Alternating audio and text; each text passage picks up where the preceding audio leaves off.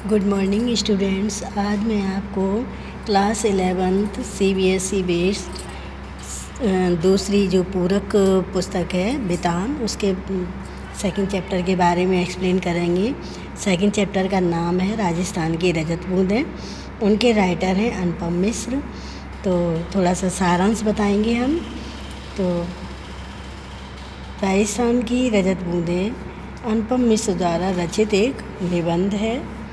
इस पाठ में लेखक ने राजस्थान की मरुभूमि में अमृत प्रदान करने वाली कुएं के निर्माण का वर्णन किया है। चेलबाजी कुएं का निर्माण कर रहे हैं। 30-35 हाथ गहरी खोदने पर कुएं का घेरा सकरा हो जाता है, जिससे अंदर गर्मी हो जाती है। आदमी को सांस लेने में परेशानी होती है। अंदर की गर्मी को कम करने के लिए ऊपर खड़े लोग बीच बीच में नीचे मुट्ठी भर भर के मिट्टी डालते हैं, जिससे ऊपर से ताज़ी हवा नीचे जाती है और अंदर की दम घोंटने वाली गर्मी ऊपर लौटती है। चेलबाजी के सिर पर टोप पहना होता है। चेलबाजी के सिर पर टोप पहना होता है, जिससे ऊपर से गिरने वाली मिट्टी उसके सिर पर ना लगे। कुएं की खुदाई कुल्हाड़े या फावड़े से नहीं होती। और इनकी तरह का एक औजार बसौली होता है, उससे की जाती है। खुदाई होने पर कुएं में मलबा जमा होता ही रहता है। उसे बाल्टी से भर भर के ऊपर भेजा जाता है। बाल्टी को रस्सी से खींचते हैं और कुएं का निर्माण करने में प्रवीण दक्ष लोगों को चेलबाजी या चेंजारो कहते हैं। कुएं कोई साधारण ढांचा नहीं होता। कुएं की तरह ही कुएं का निर्माण किया जाता है। कुएं और कुएं में अंतर केवल व्यास का होता है। कुएं का घेरा सकरा होता है। कुएं का निर्माण भूजल को पाने के लिए किया जाता है, जबकि कुएं का निर्माण वर्षा के पानी को सहेजने के लिए किया जाता है। इसका उपयोग वर्षा न होने पर भी किया जाता है। मरुभूमि में वर्षा का पानी रेत के कारण जल्दी ही भूमि में समा जाता है, परंतु कहीं कहीं रेत के 10-15 हाथ नीचे खड़िया पत्थर का एक लंबी चौड़ी पट्टी मिलती है, जिससे बरसात का पानी रेत में न बैठता नहीं है। बरसात का पानी कहाँ नहीं बैठता? रेत में बैठता नहीं है। कुओं में पानी 150 या 200 हाथ निकल जाता है। कहाँ निकल जाता है? 150 या 200 हाथ पर निकल आता है। कुएं का पानी खारा होता है। वह पानी पीने के काम नहीं आता, इसलिए कुइयों का निर्माण किया जाता है। रेत के नीचे की खड़िया पट्टी बरसात के पानी को भूजल में मिलने से रोकती है।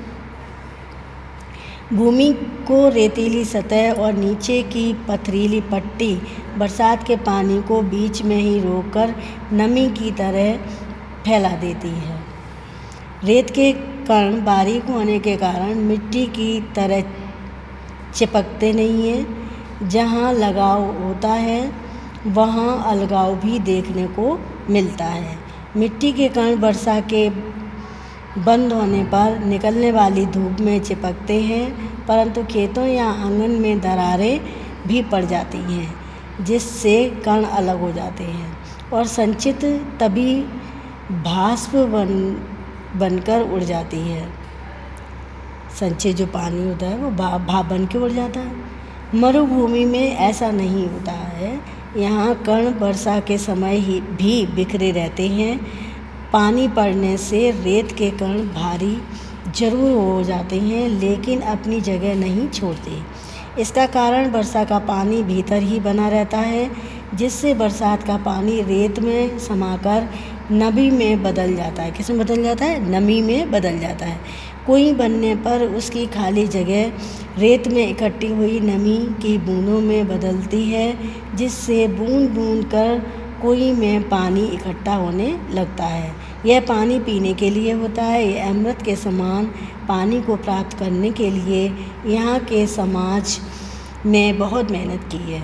मरुभूमि में प्राप्त होने वाले पानी को 3 रूपों में बांटा गया है। पहला नंबर पालर पानी, सेकंड पाताल पानी और थर्ड नंबर रेजानी पानी। रेजानी पानी पाताल पानी और पालर पानी के बीच का रूप है। रेजा शब्द का उपयोग धरातल में समाई वर्षा को मापने के लिए किया जाता है। वर्षा को नापा जाता है ना, उसी के लिए किया जाता है। और खड़िया पट्टी रेजानी पानी को भूजल से अलग करती है, लेकिन कहीं कहीं यह पानी पाताल पानी में मिल जाता है तो यह भी खारा हो जाता है और अपनी पहचान को खो देता है। रेजानी पानी को कुई अपने में समेटती है।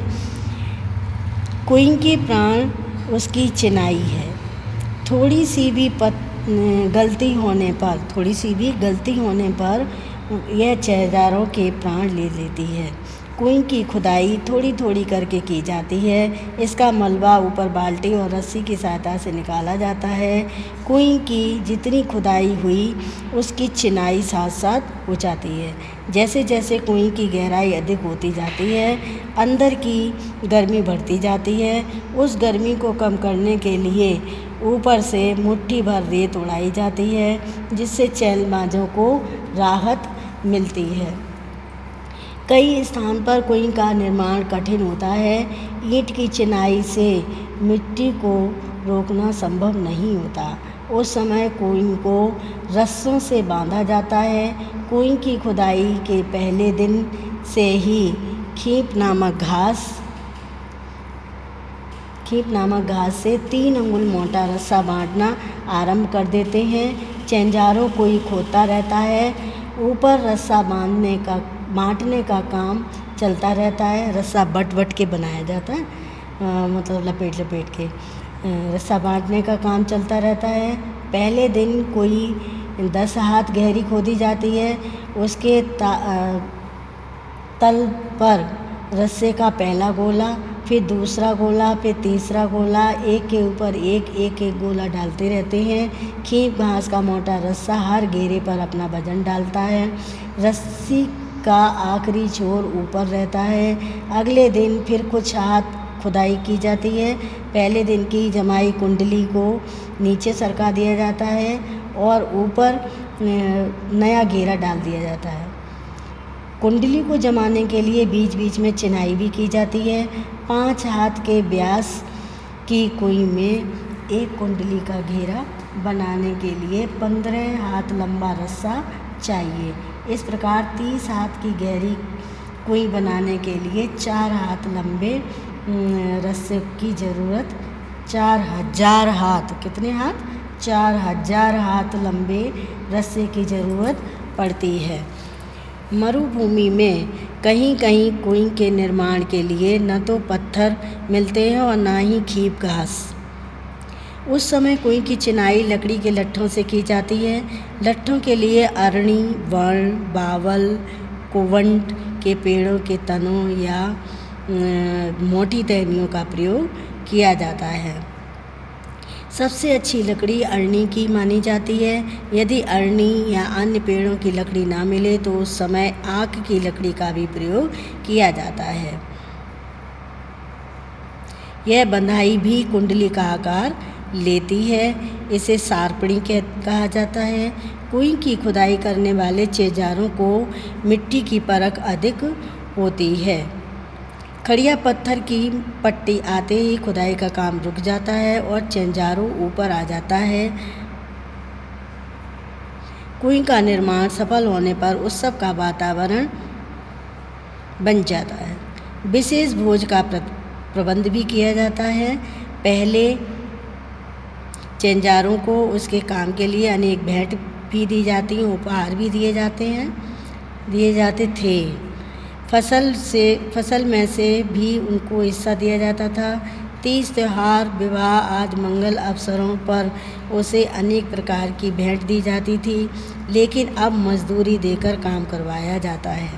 कई स्थानों पर चेंजारों के बदले सामान्य गृहस्थ भी इस काम में निपुण हैं। जैसलमेर के कई गांवों में पालीवाल, ब्राह्मण, मेघवाल यह काम स्वयं करते थे। उनके हाथों से बनी हुई कुएं आज भी देखी जा सकती है। कुएं का मुंह छोटा रखा जाता है।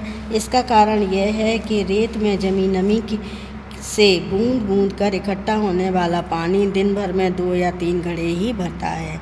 यदि घेरा बड़ा होगा तो पानी फैल जाएगा, उससे बाहर निकलना मुश्किल हो जाता है। जिससे पानी, जैसे अंदर का पानी, यदि घेरा बड़ा होगा तो क्या होगा, तो पानी फैल जाएगा, उससे बाहर निकालना मुश्किल हो जाता है। इसलिए कुएं का निर्माण कम व्यास का किया जाता है, जिससे अंदर का पानी 3-4 हाथ की ऊंचाई ले लेता है।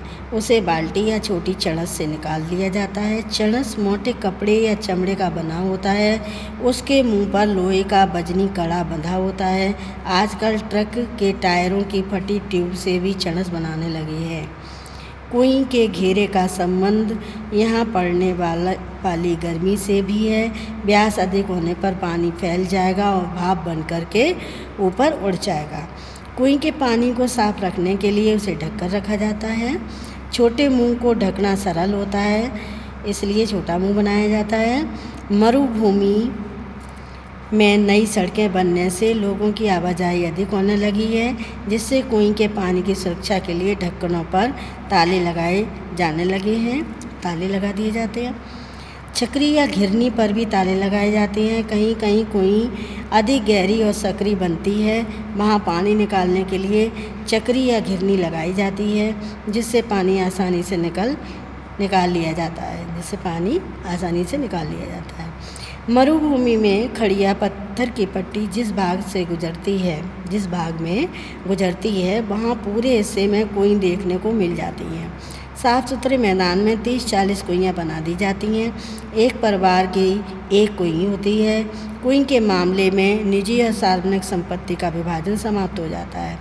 कुएं का निर्माण और उपयोग निजी होता है, परंतु उसके लिए उपयोग में लाई जाने वाली ज़मीन सार्वजनिक होती है। उस जगह बरसने वाला जल वर्ष भर नमी के रूप में जमा रहेगा और साल भर कुइयों को पानी देगा। इसलिए निजी होते हुए भी कुइयों पर ग्राम समाज का अंकुश होता है। किसका अंकुश होता है? कुइयों पर ग्राम समाज का अंकुश होता है।